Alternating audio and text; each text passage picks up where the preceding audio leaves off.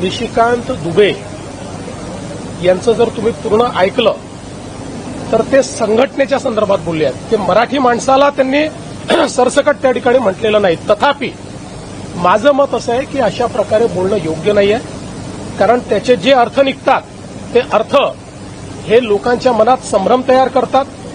मी पुन्हा एकदा सांगतो की मराठी माणसाचं ऐतिहासिक योगदान या महाराष्ट्रामध्ये प्रचंड मोठं आहे आणि आपल्याला कल्पना आहे की ज्यावेळी परकीय आक्रमकांनी या भारताची संस्कृती संपवण्याचा प्रयत्न केला होता त्यावेळेस ती जिवंत ठेवण्याचं काम हे छत्रपती शिवरायांनी केलं, छत्रपती संभाजी महाराजांनी केलं आणि त्यानंतर मराठ्यांनी संपूर्ण भारतामध्ये त्या ठिकाणी आपली संस्कृती जिवंत ठेवण्याकरता परकीय आक्रमकांच्या विरुद्ध लढाई केली.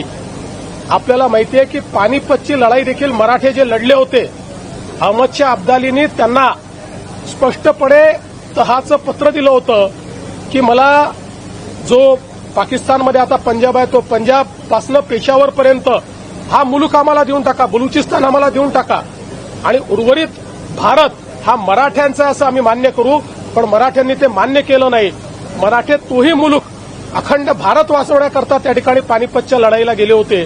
त्यामुळे हा मराठ्यांचा इतिहास आहे आणि आजही देशाच्या जीडीपीमध्ये सर्वात जास्त कॉन्ट्रीब्युशन देणारा आमचा महाराष्ट्र आहे.